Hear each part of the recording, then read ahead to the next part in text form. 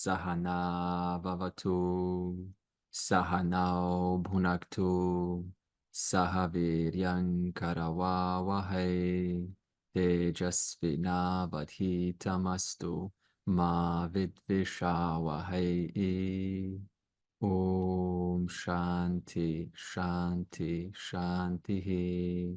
Welcome all. Let's talk about Karma Yoga. And this section of chapter 2 is practical. It is very valid in today's modern world. And thereby I encourage us to pay attention, because this will be the last section of Karma Yoga. We may have a little bit next week, but we are coming to the conclusion of this section. And in verse 47, which was the popular verse, verse 47, chapter 2 is a popular verse, Krishna was showing us what is the essence of Karma Yoga. And the question that's posed to make this more relevant is that how do you engage in this world and continue being engaged in this world as you already are? We're not saying be more or less engaged. That's up to you how engaged you are. But how do I engage myself? And while I am participant and doing things that have to be done, how do I retain my composure, remain relatively enthusiastic, relatively cheerful, uplifted, healthy, sane, composed? How do I, still carry myself with some confidence, with some self-worth, self-value, despite these things that are coming, like Krishna, he was dealing with a very challenging time at that time between the Kauravas and the Pandavas. And it was not easy. If you had to be an intermediary, mediator, it would not be very easy to deal with that situation between the Kauravas and the Pandavas, not at all.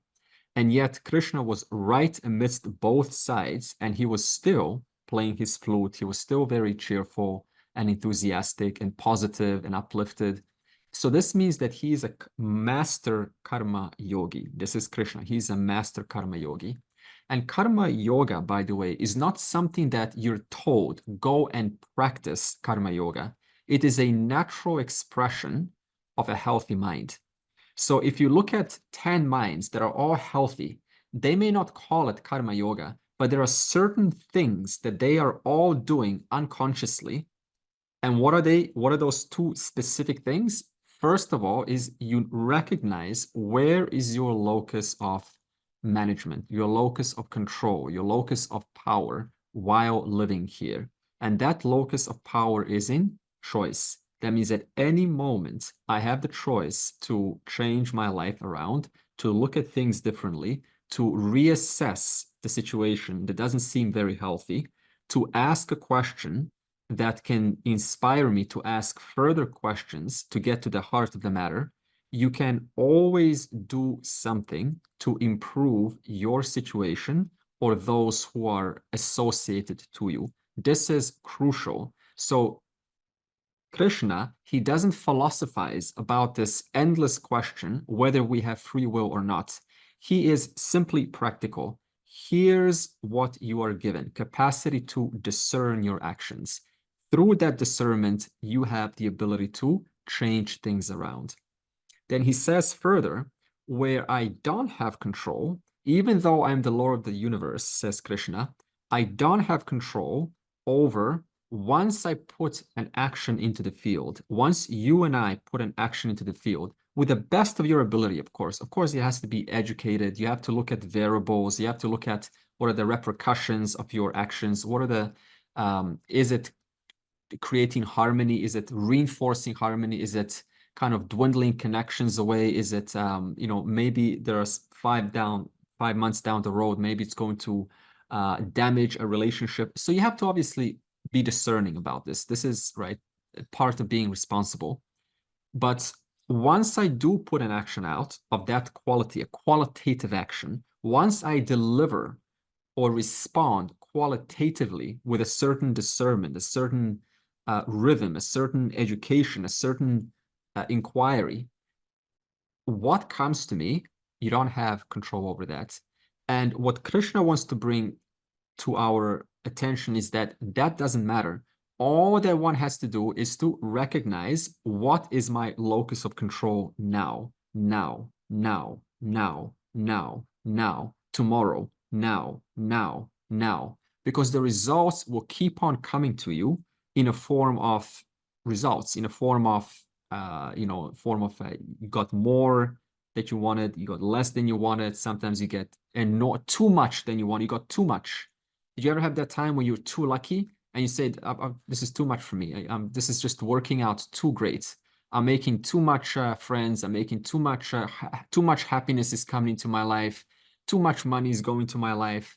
Too much, quietness in the house. Too much peace. So you're like, let me stir things up a little bit because it's almost like too quiet, right? So you want to bring a little bit more color, flavor, and that's what Krishna represents. He represents color and flavor of life. Imagine just staying home and it's so quiet, it's so peaceful. Then there's no neighbors around who ever make any noise. When they close their doors, it's all like feather quiet. You probably go crazy, right? So every once in a while, because that's not how we are built. We are built from, we have evolved to be together, to be, part of the tribe, to be part of the community. And so if you sort of kind of create these artificial bubbles of quietness and peace and spirituality in the name of spirituality, then the feedback system comes to you and says, wow, maybe some things have to change. Maybe I have to bring some more novelty, some more action into my life. So this is another possibility. Now, when these results come as they are, not that when they come, they're coming to you even now. In fact, you logging on now is a result. It's a result of you having taken an action to decide to log on. And this is the result. You now see a face because of your action. So this means when the results do show up, then verse 48 then asks the question, how specifically, or what does it mean to have a certain composure? And the verse 48 uses the word samatvam yoga uchyate. So in other words, translated, it means it is said that yoga, that spiritual practice, is having equanimity of mind, samatvam, equanimity of mind. So this means that I have to now the question is, how do I have equanimity of mind when situations arise, right? So what it says is that you have to recognize that there are certain laws that are at play. And these laws are not designed to give you a hard time. They're not designed to give you a good time either. They're just designed. And in their design, things happen. And when things are not aligned to these laws, then things are not working out according to how you know they could have been otherwise. Now, let me give you some related examples. Suppose that as we get older, we have certain diseases, right, in our bodies, or certain pains or aches, but suppose a person is diabetic and they discover this. Now, they start to complain, say, this is, how I am diabetic, I have been taking care of myself. I have, exercised often. I have eaten well, and I have, a family to take care of. And now I am diabetic. What is this? What kind of nonsense is this? My whole family is always healthy, and I am now like this. What kind of business is this? I don't have time to be sick. I don't have time to be diabetic. So now complaint after another complaint. So, right, they start to add up. But then suppose he takes himself or she takes herself to the doctor. Now, the doctor is going to ask you certain questions. First of all, what is the doctor not going to do? What is the doctor not going to form a joint alliance with? He's not going to form a joint alliance with your complaints. He may say, okay, look, just tell me tell me about your family, for example. And then you will tell about whether your family was diabetic. So what is the doctor working with? He is working with genetic laws. Then the doctor will say, tell me about your emotions or your lifestyle. And then you will answer him. So now the doctor is working with psychological laws. Then the doctor will say, tell me about your food, the kind of food that you eat. And then you will answer. What is the doctor working with now? Physiological laws. So this means the doctor is going to try to or attempt to realign your system with the laws that cannot be cheated, that are always working, that are designed to work, and in whose presence everything is designed to work. So the doctor's job is to realign your body to the laws. And thereby he was going to prescribe you medicine. And when you take that medicine, then then you will be, right? Finally, you will solve the problem. So this is what samatvam means, equanimity of the mind. I am factual. What can I do right now? Now that this has come, now that this diabetes or this condition or this has happened in our family, or this conversation has taken place, or someone attacked me, or someone hurt me, or I've hurt someone else accidentally, or I say something that's wrong or incorrect. Now that this has happened, what can I do next to bring at least some order back into the equation? At least 5% more of order into the equation. What can I do right now? What small things can I do right now? Just like the doctor, let me stick with the facts. This has happened to me. This is a fact. Many options are provided to me. What option out of these many can I choose right now, today, that's going to help me put me back on track, back on the road, back on the path that is there for my well-being and for somebody else's well-being? What little is to be done right now? Because if you don't do this, then what is the mind going to default back onto? Like the patient, right? Complaint, this is not working out, why me, and so on. So you have to focus, you have to change your focus from this letting things just pass by and just saying, this is all meant to be, like the third fish, it's all my karma, it's all just flow, it's all flow of life, it's all the flow, it's all the order, it's all working out perfectly, everything's perfect, there's nothing to do, there's nothing to change, it's all just beautifully designed, and we're just kind of like puppets and witnessing the whole show. You see, there's a place for that, but at the same time, Krishna doesn't speak like that. So he says, having or aligning, recognizing the laws and working with the laws through my actions. My question is, are you working with the laws? If not, then what are you doing? Like the patient, most likely forming images in the mind, creating stories, negativity, narratives, which are not helpful to you at all. Therefore, am I working with the laws? That's the question is asked. Am I working with the laws? Am I doing something small to help myself? Am I taking care of myself in some small ways? Okay. The second thing he says is that if you don't have something greater to fall back on, then naturally the samatvam goes out the window. For example, there's a story of a husband who was traveling with his wife, and they were on a train, and the wife forgot to bring a water bottle. Okay, so you can't blame the wife. I mean, we forget things sometimes. And the husband was thirsty. So he said to the wife, hey, I want some water, did you bring some? And the wife says, sorry, I forgot the bottle. And the husband said, what, you forgot? How could you? This is a 5-hour train ride. You forgot the bottle. This is the most obvious thing. What's wrong with you? I've been together with you. You don't care about me. So now he is finding reasons to complain. This could also happen to vice versa. Don't think it's just the man that does this. The woman does this too. So now he's doing the same thing until the train stops, and the husband finally says, okay, now the train stopped. Let me go out and buy from the vending machine a water bottle. So he goes inside and drinks the water bottle. And what happens soon enough? He continues the conversation again. So anyway, so why didn't you bring the water bottle? I didn't have to then go out of the train and spend some money. That was inconvenient. And so in other words, before he was complaining, but he was exaggerated. Now he's complaining, but there's no reason to at all. Now, why is he complaining in both cases? That's because he has nothing. What do you think?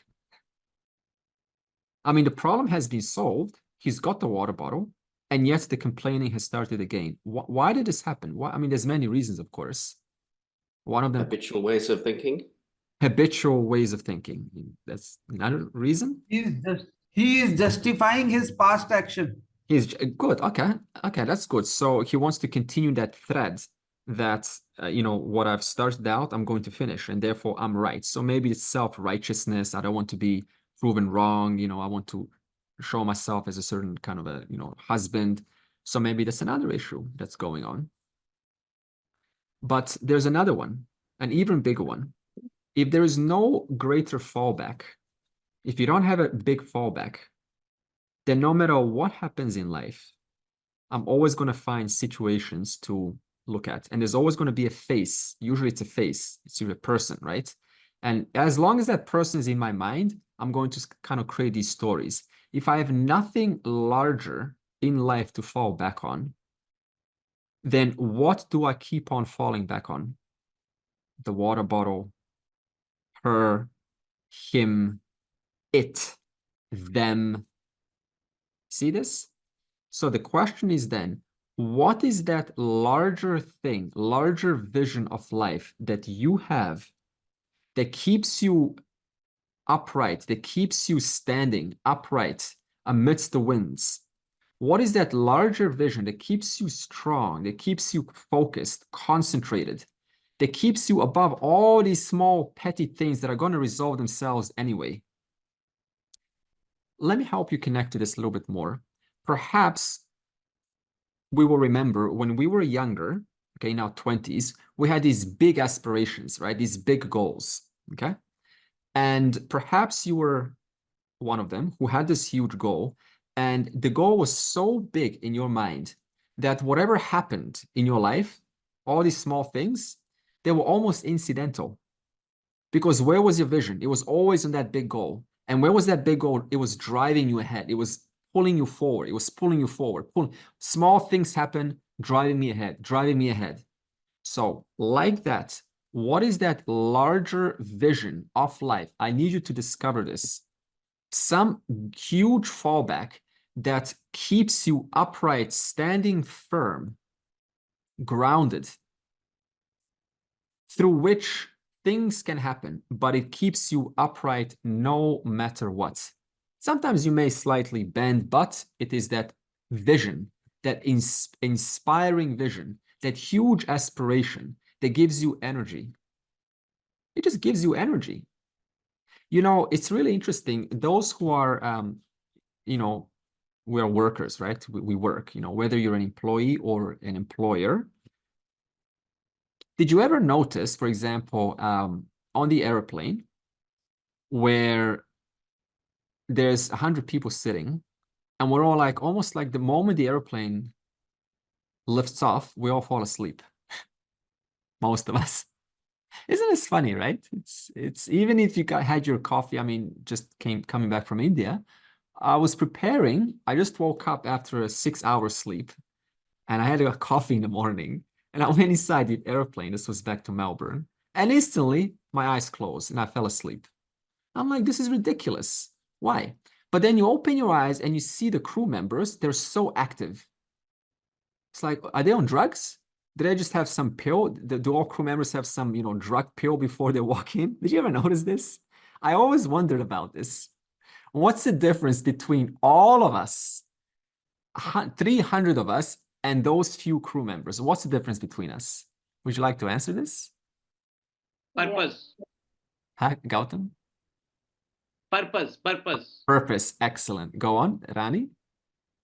We are programmed for a duty like night shift. I'm alert completely all through the night. But the moment I get home, bang, it just puts me off to sleep. So it's a kind of thing like a programming yourself that you have to be alert. You have no other choice. Yeah, I like this. You have no other choice because there is a purpose. There is an incentive for me to be alert, to have purpose. What is that incentive for you that keeps you like the crew members in the airplane? I would like to know. You need to discover that. That is the vision that keeps you upright. I would like us to discover a vision that keeps us alert, like you're in work, able to do what is to be done, and it just sort of keeps you energized. That is the vision that I'm talking about. Okay, so therefore, how do I manage my mind? How do I manage my mind amidst these challenges? Two things we said. We said samatvam, equanimity of the mind. How do I have equanimity of the mind? First of all, I need to focus on the solutions. What is to be done right now? Second of all, what is my purpose? What is that larger fallback, larger vision that keeps me going no matter what?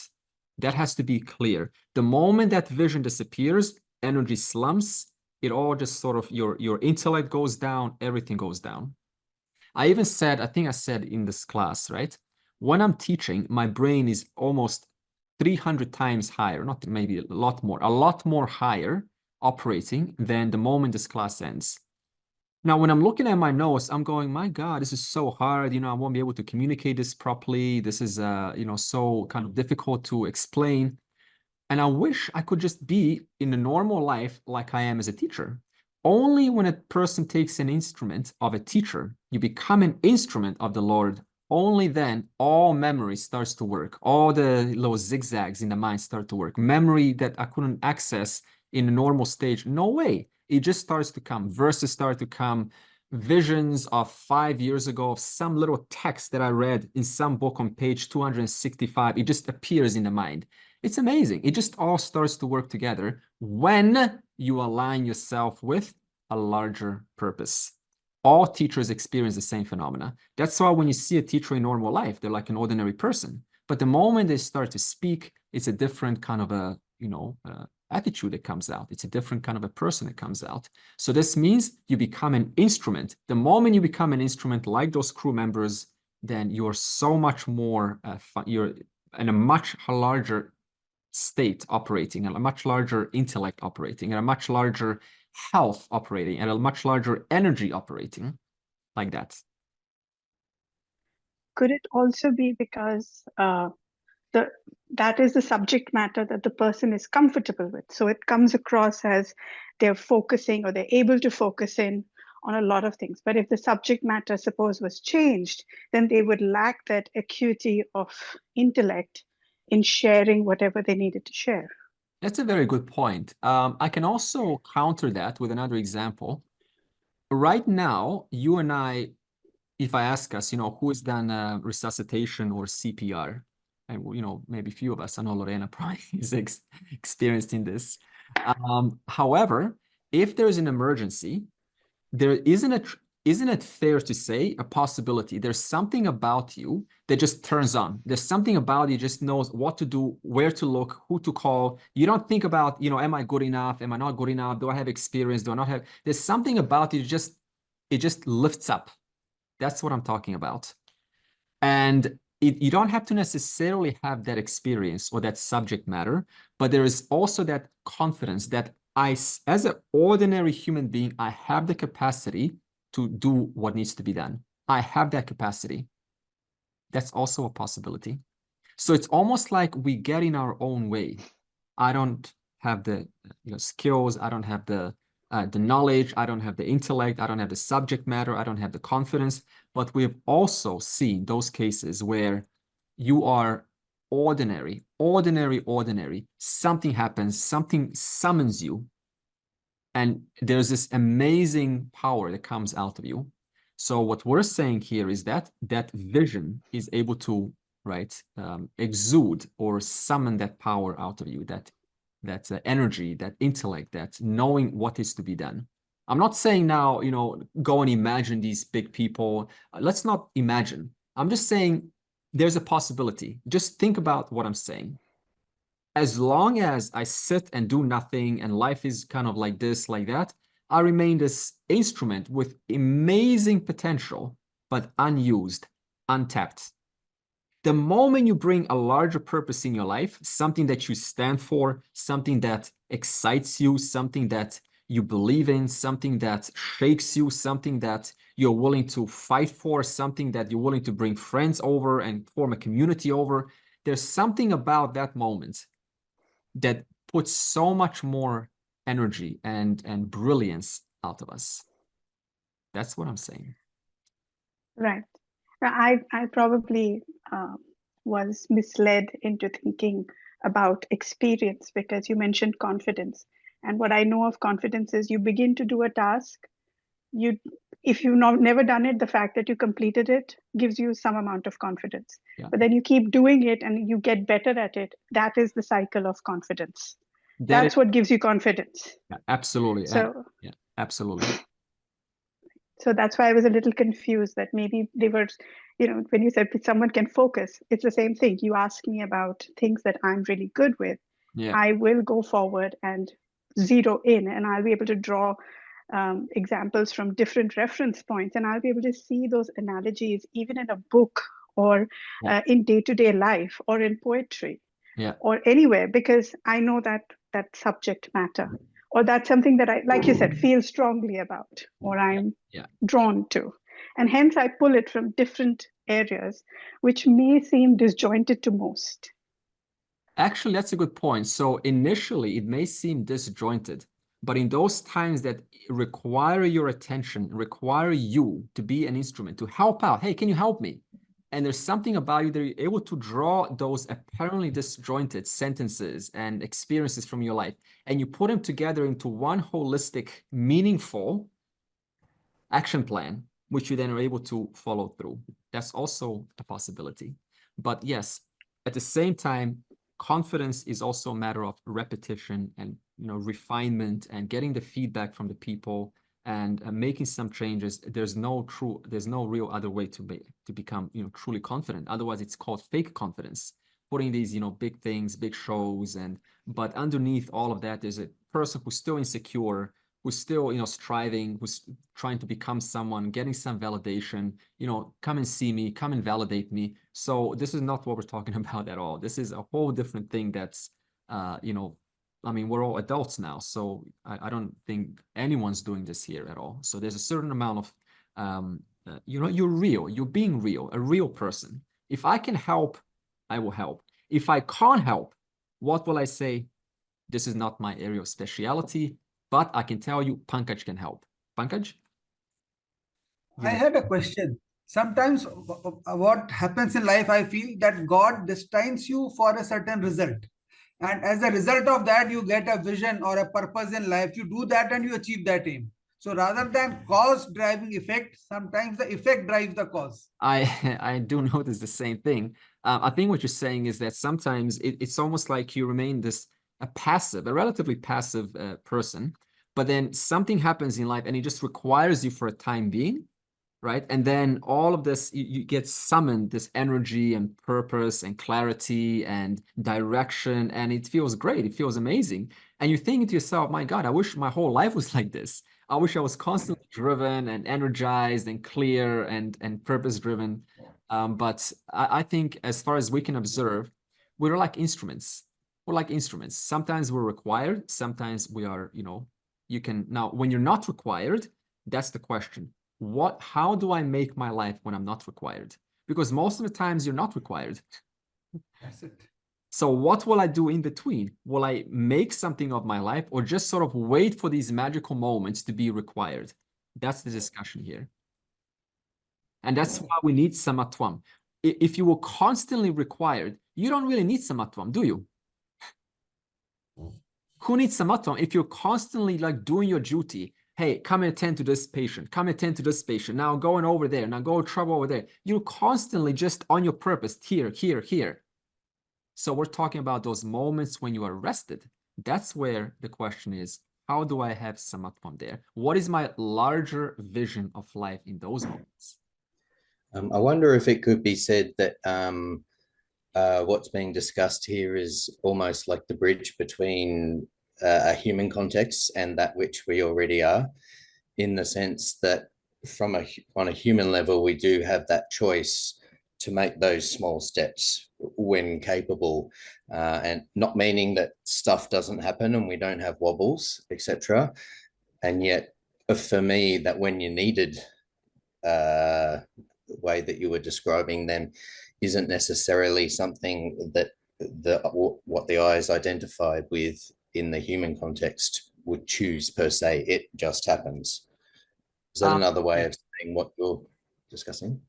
Yeah, so I think what you're saying is you're bringing now the self, Atman, into the picture. Am I right?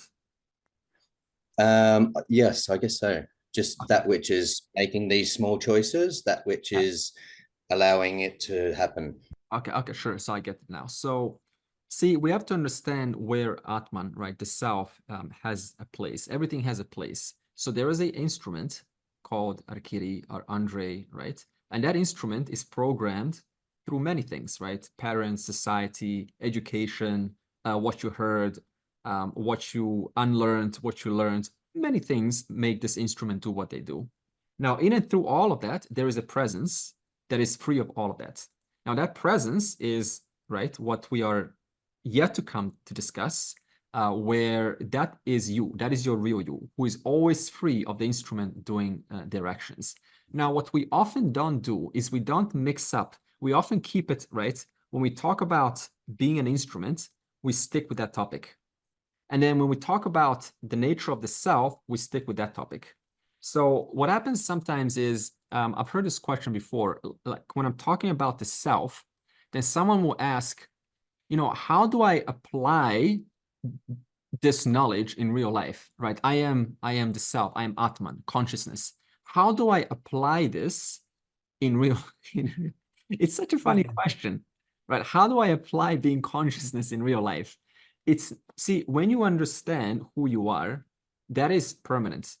In and through all of this doing, all of these words, all of these actions, being an instrument or not being an instrument or whatever it is, there is a presence, which is awareness, which is in and through all experiences, always known to you as self-evident I. We call it Swayam Prakasha or Swataha Siddha. It's self-revealing, self-evident. It's always known to you as yourself, as an awareful being. It is the I that is always true in every single experience, but in every single experience generated by your instrument, which is your, right, your body and mind. So there's always an I in this instrument, which is either, right, energized or sometimes not energized, or sometimes intellectual, sometimes not so intellectual, sometimes it's emotional, sometimes she is, you know, funny, sometimes she is humorous, but there's always an I, a presence in and through all of that, which is your real nature. So through that, there's an understanding. Now I can let that go. I don't have to keep reminding myself, hold on, is there an I in this experience? Isn't it self-evident? Isn't it obvious? So in that sense, once the understanding is true, once the understanding takes place, I can let it go. I now become an ordinary human being doing actions, being an instrument in this world. And thereby, while being an instrument in this world, the question then arises, how do I have equanimity towards challenges that are coming towards me? And the answer was two things. Focus, what is the solution? What now? What's next? Okay, this has happened, what's next? The second, we said, we have to recognize our fallback. What is my bigger fallback that keeps me through this marriage, that keeps me through these children, that keeps me through this job, that keeps me through these colleagues, that keeps me through this world of, you know, of inflation and house prices going up and all sorts of things that are happening nowadays. What keeps me above all of that? What allows me to have my head above the ocean and breathe? What is that? What kind of a buoyancy instrument pulls me up? That is to be discovered. So that's the discussion. Is that not, I guess my question more succinctly is that not the true I, or that you said? I forget, you gave it some names. A true I is the presence in whom all of these changes are taking place. And that true I is untouched by any action. It is actionless. But what is actionful is a person, is the body, is the thought, is the emotion. A lot of actions. Even now, I'm moving my hands, moving my lips. You're talking to me, you know, you're shaking your head. All of these are actions. But there is one actionless presence through all of that, in whose presence the person doing this is aware. The thought is aware. The situations are, right, coming to, you know, come to awareness. In whose presence are they coming to awareness? In none other than my awareness. Now that my awareness, that is true self. Now you can't say my awareness from 5 minutes that is yet to happen. Because what is here now? I am. And what's going to be in that thought that is yet to come 5 minutes from now? I am. But what is not here now? The thought that is 5 minutes from now. So the thoughts are changing constantly. How many? 60,000 times, approximately. 60,000 changes more, 100,000 changes of thoughts every single second, every single day, they say. 100,000 changes are happening. Do you experience changing 100,000 times per day? No. Not at all. No. If it were to be called an experience, it is one continuous stream of I am, I am, I am. That is your true self. In the presence of that, there is a person who is doing all of this. And that person is called Arkiri, called Andre, and so on. And in the emergency sense, for example, that you used, or, you know, when something else, this is not how you said it, but when the conglomeration of this tool in the human context, it can just happen. Say you need to do CPR or whatever, and you may not know that, or you're not actually chosen that. The separate I hasn't technically gone, oh, what I need to do now is deploy this education and these skills. But that fallback, is that, I understand thank you for bringing this up. This is very important. So when you say separate I wouldn't call it, number one, separate at all. We are yet to get to this, because that I is actionless. That I the real I has no free will, has no action, has never done anything, and is all pervading. So if it's all pervading, then it cannot be the person who's doing the CPR. It cannot be you if it's all pervading, because what is doing the CPR? A very limited form, localized in space, that's over here doing this action. But the all pervading I is everywhere. The whole thing is I, the whole thing is me, the whole thing is self. So self is the whole thing, actionless. But in the presence of self, there is a person who is doing the CPR, who is doing the free will, who is doing the choosing. That person is one thing. Awareness is a different matter. Now, eventually, I will reconcile the two, because as long as I say awareness is one thing and the person is another thing, that's duality. So I will reconcile this much later. But for now, provisionally, I have to point out that there is one invariable presence that doesn't change. So now, if you're an invariable presence, how can you say that you are choosing? Because I didn't choose one moment and now I'm choosing another moment. That's a change. But if you're the invariable presence, then you're not the one who's choosing, because you are everything. You're already the whole thing. So what is doing the CPR? What is choosing? What is being an instrument? That is called the person. And that person is not you, is not I. That person is just what we call an upadi. An upadi based on conditions, based on programming, based on what your parents told you, based on the education, based on the school. That is just a character, a fictional character that I take myself to be. All my life, I took myself to be this fictional character, going la la la la, hey, let me make myself something, let me add more superimpositions onto myself, let me get a little bit of this, let me become bigger, more beautiful. That was a fictional character. That was never I to begin with. But I thought that was me. Therefore, who was doing the CPR? I was doing the CPR. But am I really doing the CPR? No, because I am all pervading. What is doing the CPR? Andre is doing the CPR. Okay. Now, this topic is very nicely pointed out in Atma Bodha. Would Ninu agree? And Ile? Would Ile agree too? That this topic of the self, who you are, systematic teaching. We just finished the whole retreat on this, and this was very wonderfully, in my opinion, pointed out what is the nature of the self, and how do you discern that between the not self and the self, Atma and Anatma. It's a huge topic, but again, this is a course that we will spend some years with, and I will also point it out here in this class. Yes, it was beautiful, and it's making me a little more easier to understand now, because it's becoming a little revision of Atma Bodha, and I'm able to now grasp more from what Yeah. you are saying. So it Yeah. was beautiful. It was a beautiful knowledge. And I thank you, my guru, as well as the rishis who brought this knowledge Yeah. to us. Yeah, it's very nice that you also address the rishis. Yeah. So this is a very, very important topic because, see, I know, Gautam, see, we want to solve this problem once and for all. And that's why I'm here in this class. I'm not here just to kind of teach us, you know, the body instrument. I have to bring the whole teaching and release you completely from this idea that I am this fictional person. That is the real work. And that's why we are in this course. Yeah, Andre, since we are touching this topic of I, and I've been, struggling with my mind, so it's little subtle.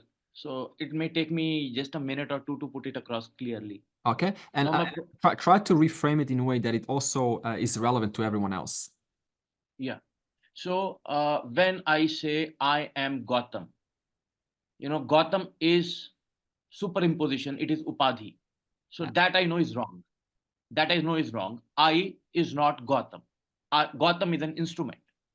So far, there's no doubt about it. Now, then am Gautam, we leave that. Now coming back only to the I. The constant feeling of I also, is my opinion, is also a superimposition, is ahamkar. Yeah. Because that also disappears in deep sleep. Yeah. That I-ness, that constant I-ness also disappears in deep sleep. So what remains is everything without I, that is constant awareness alone.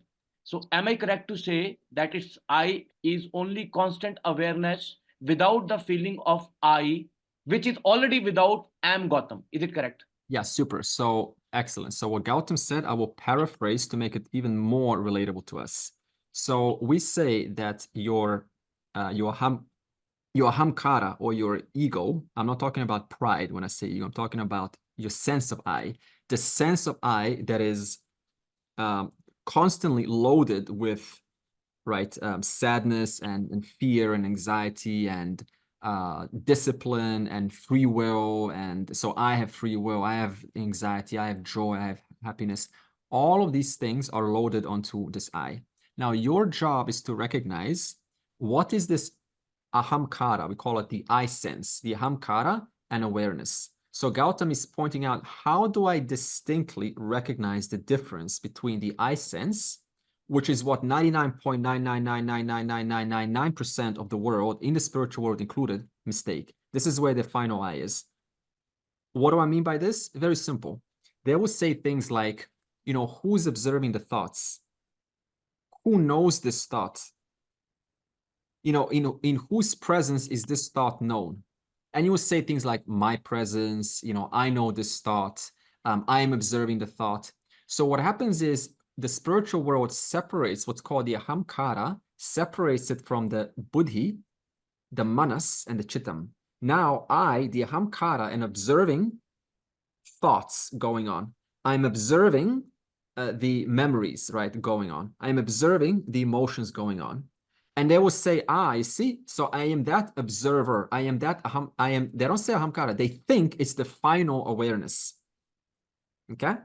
So this is called DBT, dialectical behavioral therapy, ACT, acceptance commitment therapy. This is all psychology meant to help the patient who's in a lot of pain. And what they do is they say, okay, so you're in a lot of pain. I get it. You have suicidal thoughts. That's what DBT is intended for specifically. So let me help you separate from those images that you keep on creating, that you keep on falling for. And so they will create this space between the ahamkara and these suicidal thoughts, between these painful thoughts. It's the exact same thing in the book called Power of Now, where, the fella is, which I love, right? It's a great book. I really kind of, endorse it. But the whole discussion is about, you are the witness. I am the witness of my thoughts. I am the knower of my conditions. I am the experiencer of my emotions. All of this, witness, experiencer, sakshi, knower, pramata, all of this is actually referring to ahamkara. Now, what Gautam is saying is that that knower, that jnana, that knower, or that bhokta, that enjoyer, or that karta, that doer, that disappears in deep sleep. But what remains in deep sleep is that presence which is there throughout the three states, because of which the three states are able to be recognized. In fact, nobody here says, what are you talking about, deep sleep? I don't sleep, I don't know this. No, we all relate to this because you are through and through these three states. Now, there's one more thing I want to point out, is how do you distinctly discern this so-called observer that most people take as the final Brahman or awareness from your mind? That's the crux of spirituality. So this awareness, this ahamkara goes through three modes, three roles. It goes through aham janami, I know. Right now, what is your ahamkara doing? Aham janami, I know this, I know this. You're now a knower. There is a knower. There's a knower of this information, knower. Right now, there is knowing of this, knowing of these words, and so on. It also goes through aham bhoktartva, I am a enjoyer. So now, imagine it like this. One moment, you are concentrated, as you are hopefully in this class. We're all paying attention. And we're all knowers, like, yeah, okay, so let's go 2 times 2 is 4, okay? 4 times 2 is 8, okay, got it? 8 times 2 is 16, okay, got it? 16 times 2 is 32, got it? 32 times 2 is 64, got it? 64 times 2, 128, okay, keep going, more. 128 times 2, 256. 256 times 2 equals 512. 512 times 2, 1024. So we keep on going, 2048, like so on. So now we're very much involved. The ahamkara is a knower. And then you say, Andre, stop. Let me just go and lie down on my hammock and look up in the sky and just enjoy myself. Aham bhoktartva. No thoughts. No. There's no sense of knowing. There's no knower. Just enjoyer. Looking at, just appreciating life. Oh, I am happiness. This is my nature. No. Because just a moment ago, who was this I? A knower. And now the knower is a happy one. So it cannot be the knower, it cannot be the happier because the knower is gone. Then someone says, while he's sitting on the hammock, says, hey, go and cook me a meal. Oh, okay. Now you have to get up and now you storm to the kitchen and start putting ingredients.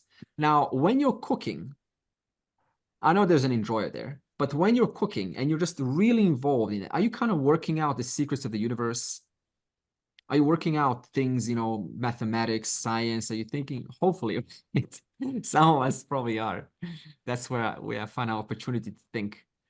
Maybe something different. The examples are limited, I get it. Maybe mowing the grass or picking the leaves or cleaning the house. You're just being a doer. Aham kartritva. You're just being a doer. So one moment I'm a knower, I'm a doer, I'm an enjoyer. And then I'm a knower, and then I'm a doer, I'm an enjoyer now, doer, enjoyer, knower, enjoyer, doer, constant roles. So how many roles does this ahamkara take? 3 roles throughout the day, constantly. But there is an I, there's a presence in the enjoyer, there's a presence in the doer, there's a presence in the knower. There's a presence in the doer, there's a presence in the knower, there's a presence in the doer. So the doer, enjoyer, knower, that's the ahamkara. The presence, the I in all 3, that is invariable presence that is true throughout, equally true throughout. Does this help a little bit? Yeah. So you can say I behind the I which doesn't claim the I. I don't speak like this because it introduces 2 I's now. I get this talk, the I behind the I. Ultimately, what I want to show us is there's only one self. And all of these things that you're experiencing are appearances of that one self. Otherwise, we stay in this artificial subject-object. You know this? Subject-object. This is preliminary. Understand this. You have to get rid of this eventually. All that is here is one. That is to be recognized, and that is true Advaita Vedanta.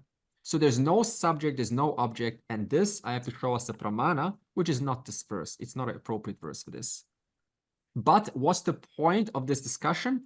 Karma yoga prepares your mind for this understanding. It sharpens up your mind. It keeps you equanimous, because the more stress I have in life, the less likely I'm able to think. So therefore, stress goes down, intellect goes up. That's the whole point of karma yoga. It's just to give you a good time, to keep you alert, to keep you doing the right thing, to keep you activated as an instrument. That's it. And that ironically just happens to be the solution for this knowledge to take place. Yeah, right. My question is, so when, I mean, in all these classes I've heard, when I listen to lectures as well, that we have to, we are preparing our mind to gain this knowledge, and this knowledge will, break our ignorance. So when you say cognitively understanding, so this is all words which we are trying to make sense of. We are trying to get knowledge. And if it is just cognitive understanding, which will destroy the ignorance, then is there something more than just the cognitive knowledge? Because people, they can keep studying scriptures, and I've seen a lot of people, they do it, but why don't we get that knowledge? Like, why is it so hard? Because all this logic somehow makes sense, but still, I mean, that ignorance is still there. So I mean, there's something else to it. Yeah, you see, two people can say the same thing, can say cognitive understanding, but they mean something totally different. So you're right. It's not just, see, in one way to say cognitive, it means I've heard a lot. I've listened to 5 or 10 years, and I know all of these small details about stories, about terms, about expressions. But has it settled? Has it transformed how I feel about the world, how I see myself, how I see you? Has it created a situation that I'm at peace with all things? Has it made it such that when alternative philosophies come into my periphery, I'm at peace with that? Instantly, I'm able to recognize through and through what they're trying to get, what they're trying to say. Instantly, there's no gap. Like, yeah, I get where you're coming from. You're talking about this, this, this. The Vedantic model has already provided that, and I understand where you're coming from. So no matter who comes to you or what they say to you, you understand where they're coming from. So there's no such thing as sort of, a person is now, whatever, a Buddha comes over and you're like, oh, you're a Buddha, you know so much more. The truth of that Buddha and your truth are one. Or Krishna comes down, or whatever, Jesus comes down, and you run over, go, oh, Jesus, please share me some wisdom. What are they possibly going to say that I don't already enjoy right now? What are they possibly going to say? You and me are one. That's what we're teaching in the class. So they're having a certain understanding. You also have that understanding. When the understanding is there, more wisdom doesn't help you. All this was about was just helping you see that all that is here is one. That is the whole point of this. That's called the end of the search. Otherwise, if I just keep on listening to this and I call it cognitive knowledge, and all these terms still keep on fascinating me, and I'm so, like I really want to figure it out. I really want to get to the bottom of this. Why? In fact, that says that you still have some, what we call dropping it down into emotions. Call it the heart space. In Atma Bodha, we use the word heart space. So it has to marry your emotions. If there's no emotions that are attached to this knowledge, it's still most likely at the head level. That's why this knowledge, when it takes place, you become very also devotional, very devotional. Because that devotion is an expression of this knowledge percolating throughout your personality. It's no longer just, these fancy terms, Sanskrit words. You are genuinely transformed from inside and out. So it's not just cognitive. It's also emotional. Both. Because that's what makes you up. It has to percolate throughout your being. It has to shine throughout your personality, how you feel about the world, yourself, your partner, in challenges. It has to really take place at the level of the emotions also. Thanks, Arne. So that is one, that's one good indicator, whether you're fooling yourself and just listening to this and going, you know, I'm getting it, but it's not, you're not getting it. And I know exactly what you're talking about, Ashish. I know you can discern easily those types who are extremely smart and intellectual, but they're, when they speak, they're not speaking from, you know, from that depth. It's coming from the intellect. You can feel that. Okay. So the more we spend time praying, devoting, you know, your prayer, pujas, devotional practices, meditation, all of this is meant to drop it down into the heart.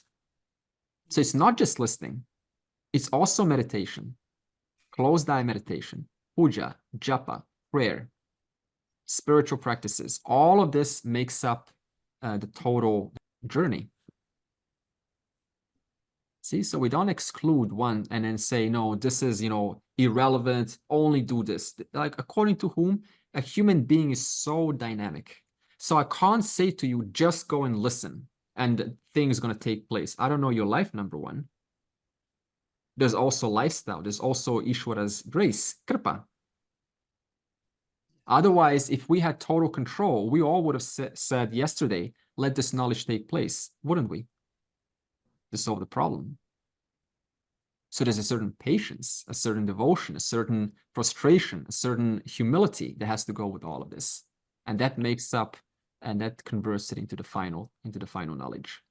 I have 3 questions, I think. Okay. One is, if we are aware of that the real me, which is present when I'm in deep sleep, and I've become aware of it, then how do I show up in day-to-day life with that awareness? Because people still relate to the person playing the role of Smita, yeah, but not the true I. So when you wish to show up in daily life,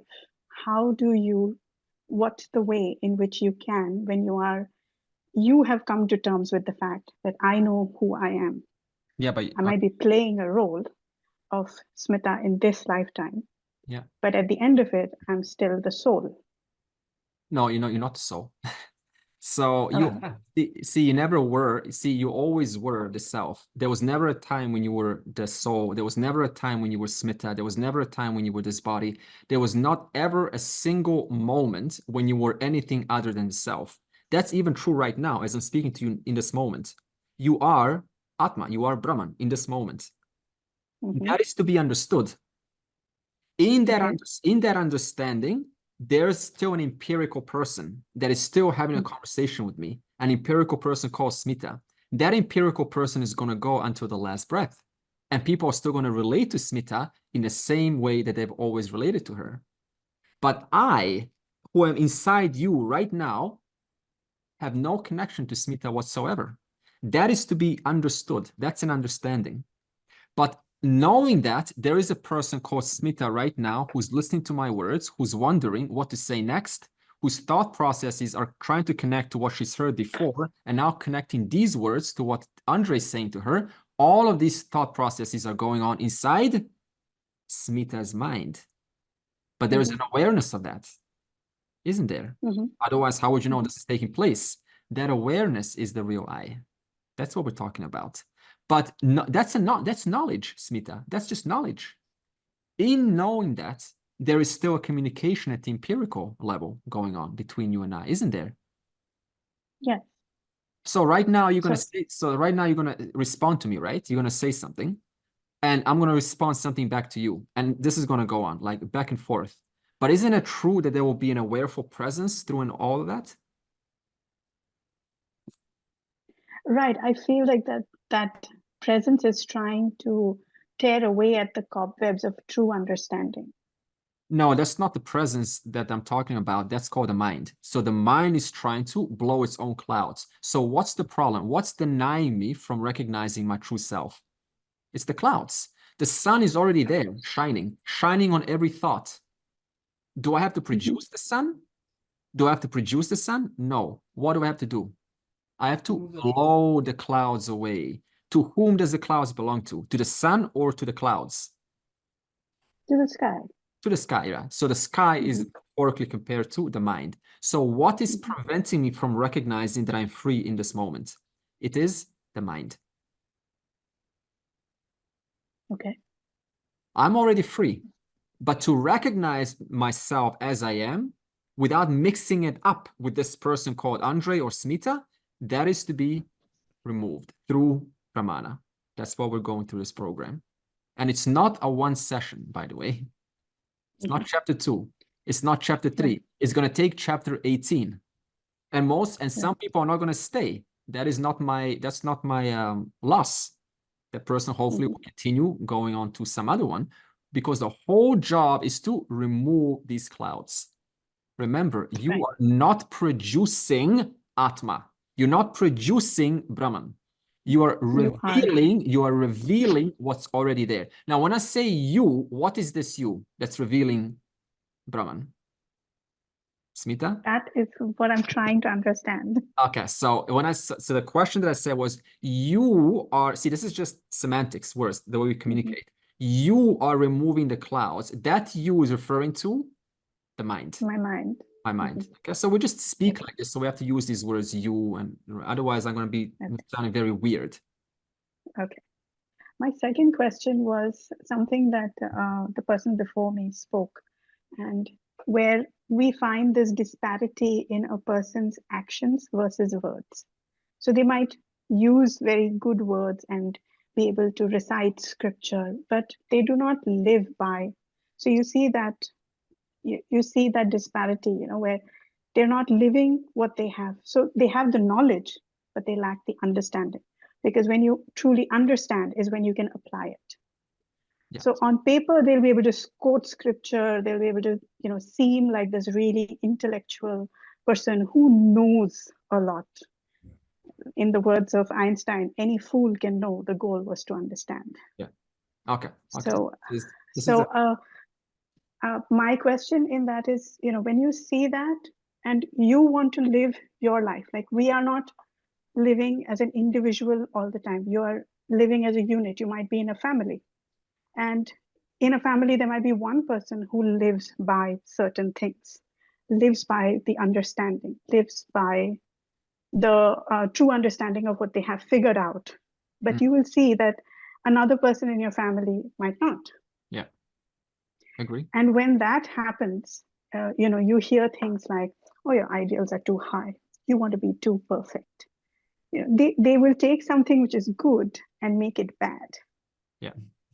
Okay. And at that time, how does one show up? Okay. So this is a two-part question, if I got this right. First of all, suppose you're doing the right thing, and the other person, owing to their lack of knowledge in that particular area that you may be informed about, they may not be informed about that. So what you're doing to the best of your ability, they may see that from their standpoint as something that's not wise. This is a common thing. Like you're showing up in a very, authentic way, suppose. You're showing up in an authentic way. You're coming from a good place. But the other person doesn't see you coming from a good place, do they? Not always. No. Now, okay, good. So what do I do? This is the question. What do I do? What can I do? Do I go and call them out on this? Do I complain? Do I leave them? What is to be done in this situation, especially when you can't leave because it's your family, like you said? That's the question. No. How do I have an equanimous mind when those actions that come to me are not keeping with what I expect? Isn't that the question? No, I don't expect. It's like, suppose something as simple as don't lie. Yeah. Right? It's a very basic thing. Now, I am not someone who's going to tell a little child who looks forward to Christmas that there is no Santa Claus. So I'm not going to be truthful to the extent of being cruel and taking away the joys of childhood. I know how to temper it. However, in most of my life, I probably would live by, I've understood, yes, be truthful. Yeah. And in that, sometimes it works in your favor, and sometimes people don't like you for being truthful. But like you said, like Krishna said, you act in this moment, and how it plays out in the field, That's all fine. But if your action was from the right intent and right mind, then it might take many years or many lifetimes, but only good will come from the action. That's because true. you acted in the best manner that you could, with the most honor and most transparency and most authenticity. Yeah. What someone didn't understand, that's their journey, they'll figure it out. Yeah, true. So I'm not concerned about what I think of it, but at that point in time, there is that, maybe it is attachment, where you want them to be able to not suffer the consequences of not understanding truly the essence of things, which will only lead them to pain. Yeah, that's true. I relate to what you're saying. So, and you want a good way and not a very confrontational way always, to probably be in their face and say that, hey, you know what, you need to listen to me because I might be wrong. Yeah, I have only so much understanding, and with that understanding, I've reached to this point of understanding in the long path that is there. Yeah. But I know this part to be true. Yeah. And there is no way to provide veracity for what you know. Sometimes it's like, how do you know that you have to be of good character? Provide proof. How? Yeah. It's very difficult. It's so intrinsic. Yeah. So sometimes these are the deep truths that you have understood through life experiences and seeing how it plays out and what you are able to sleep with at night peacefully, right? Where you're not thinking about, oh, I probably should have not done this, not done this. When you live authentically, you can sleep peacefully. Yeah. See, this is important, Smita, because end of the day, you are living authentically. In fact, you have no choice, because suppose that I choose to take a shortcut, or I choose to lie, or even if it's not intentional, suppose it's not intentional, then isn't it true that the universe is going to show me the feedback? Isn't it true that I will get some kind Correct. of response? Yeah. See, Correct. so the thing is now, if the person is not sensitive enough to recognize that this is a feedback and that this is not keeping in my best self-interest, then they will keep going as long as possible until the pain gets high enough for them to recognize this is no longer in my interest. This is why we can't do much about someone else's actions, because it's up to them to recognize the pain that it's costing them for violating the rules. And even if they think they're right, the fact is they will still get feedback, as you said, 5 or 6 months down the road, and something may become of a discord or disharmony. Now, whether they trace that 5 months to 5 months before, and most people don't, unfortunately. Don't. Yeah, Yes, they don't. Right, they don't. Why? Because they're so busy, right? You got work, you got this, you got buses. It's that person's fault. It's the situation, it's the circumstances. I'm being given a hard time. Yeah, but it's never I caused it. This is the thing. Never. So most cannot trace the period. And so what you do, you design the quickest way. Whoever's around me, it is their fault. It is this fault. It's the government. It's the family. It's my child. It's my mom, my dad. This is the thing. So if you think about it now, so I talked about them. Let's talk about you. How do you deal with this? Correct. Because we cannot change them. This is where samatvam comes in. And I said, you need some larger fallback, something that keeps you, despite family situations, despite all of that, something that holds me high, something that I kind of have some higher ground to walk on. I need to recognize what little can I do. And I also have to know when is that point that I've done enough. Because sometimes we just keep on doing more and more and more, and we never stop. And we exhaust ourselves. We become fatigued. Now, Krishna... And the people don't value it either. And they don't value it either. Now, Krishna was exactly under the same situation. How did Krishna handle it? Well, for example, he came to the Duryodhana and he said, give me the 5 villages. Right? So he made it very hard, and then he made it easier and easier and easier and easier and easier. Just give him a house with 5 rooms or a village with 5 houses. Doesn't matter. Each one of those, Duryodhana had a choice to say yes or no. He had a choice to make it very hard and then make it easier for himself. Easier. Each one of them. Eventually, you have to go to war for what is right. Each one of them, he said no. Now, Krishna walks out and someone asked him, You had a quarrel with Duryodhana. You're the Lord of the universe. How do you handle this? Because you're the all-knowing. And Krishna said to him, I made it very easy for Duryodhana to work out his stuff, to do the right thing. He said no all along the hierarchy of my options. I have done what I could. He has done what he could. Now, what's next? What next? Now I have to set boundaries. And those boundaries is war. So what are those boundaries that I'm setting? If you don't set boundaries, people will just keep on exploiting, keep on calling you wrong and this and that.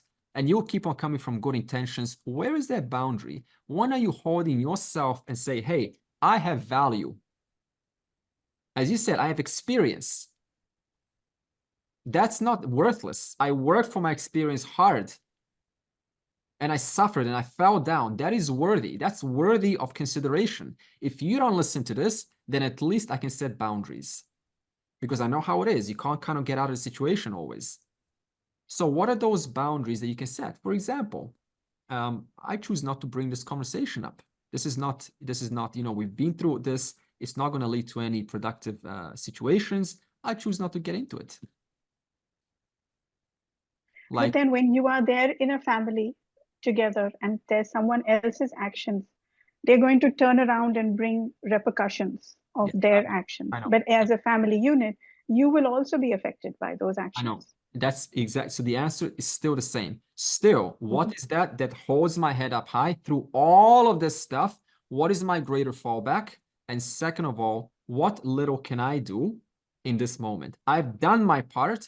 If the other is not influenced, if the other is not compliant, that is their stuff. If it's influencing me, then still you have a choice, don't you? How do you wish to approach this? That means again, how do I wish to show up? Yeah, how do you wish to show up? So again, it comes back onto you. How do I wish to protect myself without causing too much of a stir? Got it. You have to work that out. The teacher doesn't tell you this because everyone's got a different situation. So I have no right to tell you what is to be done. But what I can say is that you have a locus of control. What comes to me, that is out of my control. And I know this, Smita, because every family has more or less the situation that you talk about. Mine too. And I do the exact same thing that I'm saying now. I have to set boundaries. Otherwise, they have no ending. There's a saying, a common saying, that you can bring a horse to water, but you can't force it to drink. I often think of that. It's like an old-fashioned saying. You can bring a horse to water, but you can't force it to drink. So in other words, you can do your part as best as possible, but you can't solve all the solutions. If someone doesn't have the will or take that choice, then you've done your best in that circumstance. And you have to acknowledge that I've done my best. This is the key. Because sometimes we take it onto ourselves and we say, maybe I haven't done the best. Maybe there's more work. And we take it into a self-blame mode, self-victim mode. So you have to acknowledge, I've done my part. Now that I've done my part, I can move on with life. Because you can't afford to be loaded with these endless situations that keep popping up. So you have to know, when is that part that I've done my best? Now that I've done my best, set the boundaries and try to adjust a little bit to accommodate this new situation. Especially when you've been in a family for 30 or 40 or 50 years, then it's even harder. I get it. But you still have to, do something. I'll give you an example. There is a woman who set boundaries. Yeah, she was having some quarreling with her husband, and she didn't know what to do about it. She didn't want to rock the boat, right? Because she's invested in the relationship, in the marriage, and she came to my teacher, and she described the situation to her. And my teacher said to her, which I think was a good answer. She said, my teacher said, look, so you don't want to rock the boat because you don't want to stir things up. You're too invested in the relationship. I get it. But you don't want to rock the boat. I get that. But tell me this, if you don't say something to your husband, is that going to stop your husband from complaining?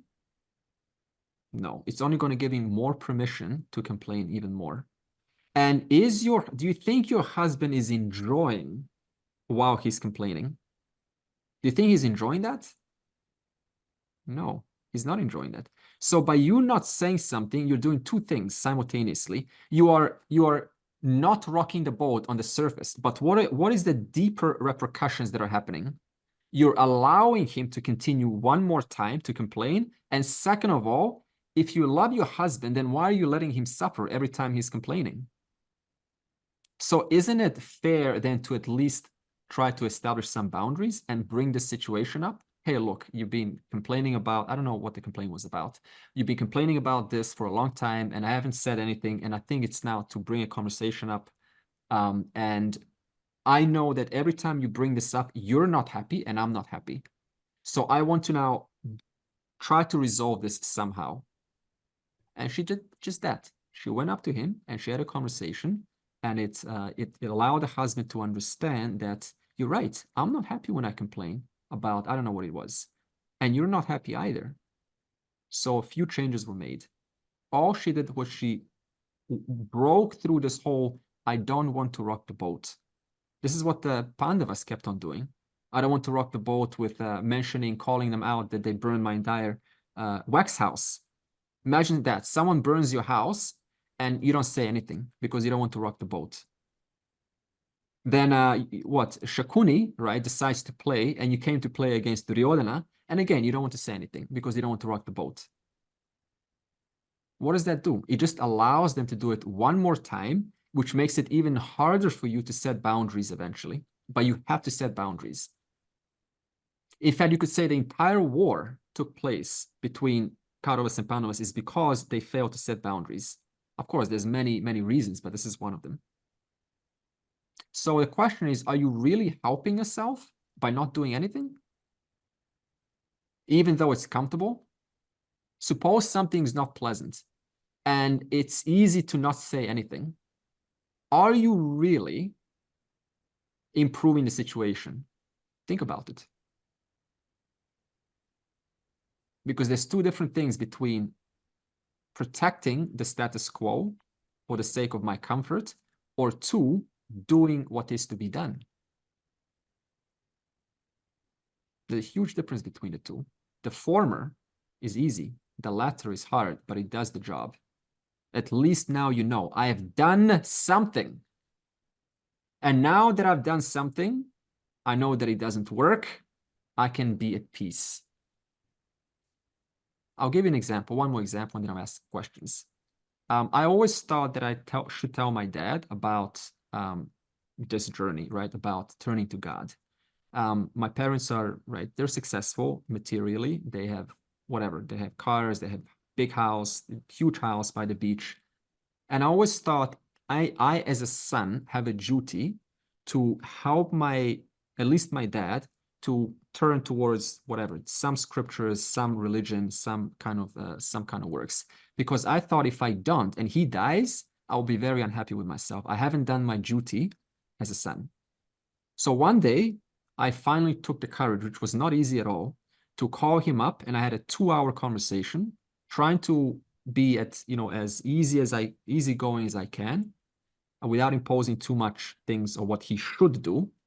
And I had a conversation. Look, Dad, according to what I know, when you die and you don't turn to God, then, it's not a pleasant journey. Then, you'll be coming back. I know you don't believe in this, Dad, but this is what I know. You'll come back and again, you'll go through this pain and And I had a 2-hour journey like this with him. After I finished the phone call, I felt very proud that I finally done what I needed to do. All this time, I felt guilty for not telling him because I know something and I'm not telling him. What did that do? It created a much nicer, easygoing relationship between us.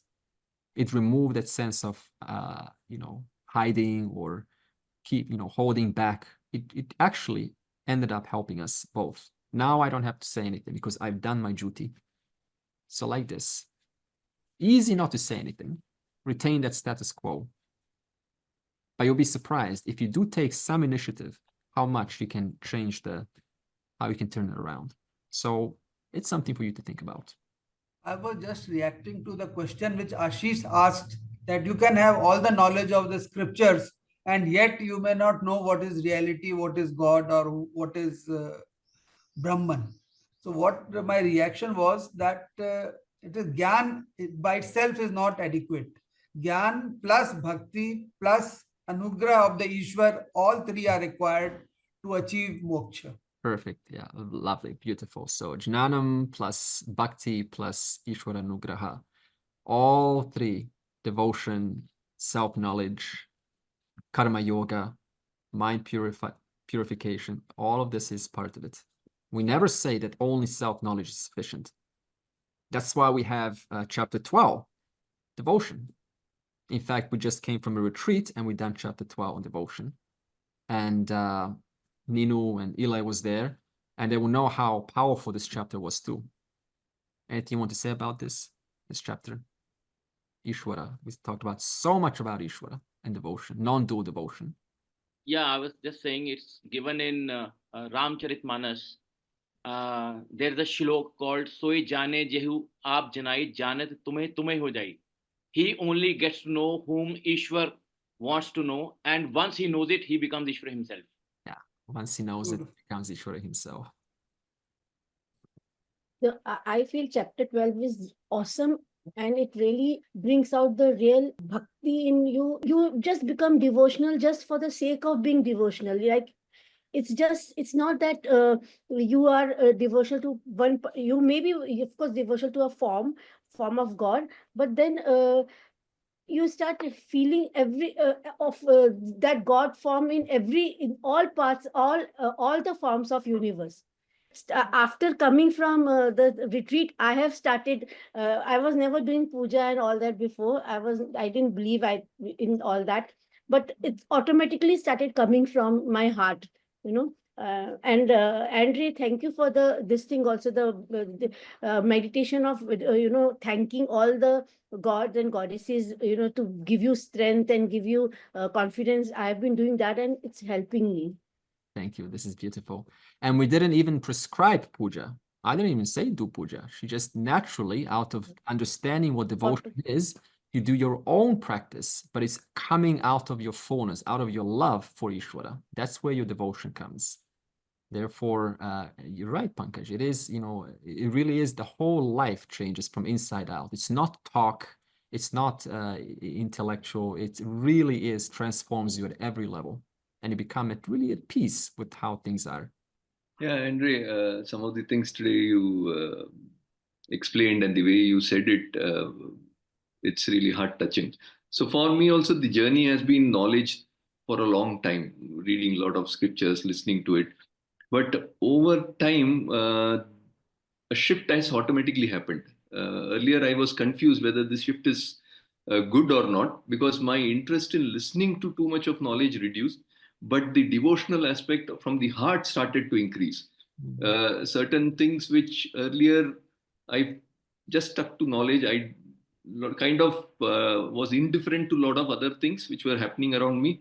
My approach changed a lot. It started from the heart. So I started accommodating things which I was earlier indifferent to. And that made a lot of difference in my life. So I feel that it automatically takes you from that jnana to bhakti. Jnana obviously important, but a beautiful shift happens, which is can't be expressed in words probably, but I'm feeling a lot of difference. So now I don't have the same thing of listening to too much of knowledge, restricted to a few, like I enjoy when I am in this class, but applying it on myself and trying to see the divinity in everything around us is a beautiful feeling. Yeah, it is. And that has changed the way I'm dealing with a lot of situations outside. So I'm really grateful to you. If all this here is Ishvara, how can I not, out of my innocence, display forms of devotion? How can I not?